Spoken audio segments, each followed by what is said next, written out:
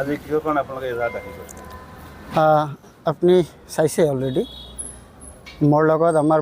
Golakganj block কংগ্ৰেছৰ সভাপতি অশোক ভকত ডাঙৰীয়া আছে, আগমনিৰ সভাপতি জমছেৰ আলী মিয়া,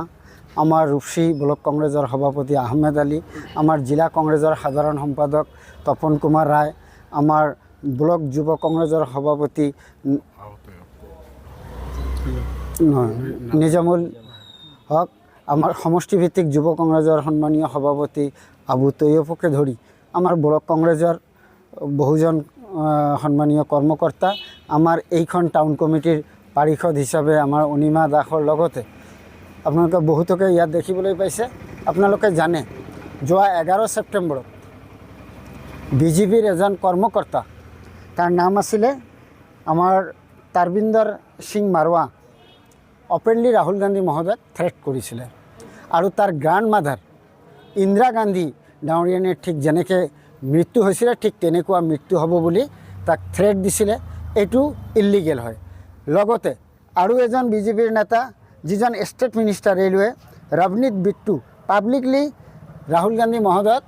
কি কৈছে, ভাৰতবৰ্ষৰ ভিতৰত নাম্বাৰ 1 টেৰৰিষ্ট। ঠিক আৰু এজন বিজেপিৰ লিডাৰ, তাৰ নাম হ'ল Raghuraj, UP government minister Raghuraj Singh, এওঁ ঠিক নাম্বাৰ 1 টেৰৰিষ্ট বুলি কৈছে। লগতে আৰু এজন আমি ক'ব লাগিব 16 তাৰিখ 2024 ছেপ্টেম্বৰত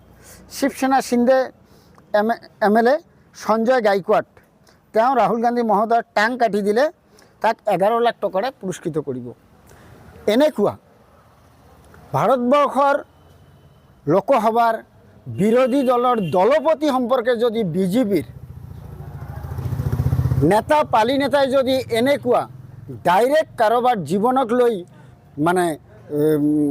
হুংকাৰ সৃষ্টি কৰে, তাৰ জীৱনৰ মূল্যহীন কৰিব খোজে, তাৰ জীৱন মানে ধ্বংস কৰিব বা মাৰি পেলাব, এনেকুৱা থ্ৰেট দিব পাৰে, তাৰ পিছতো এইখন চৰকাৰে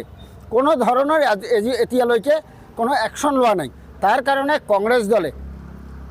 ভাৰতবৰ্ষৰ প্ৰতিটো ব্লকতে কংগ্ৰেছ দলৰ কৰ্মকৰ্তাই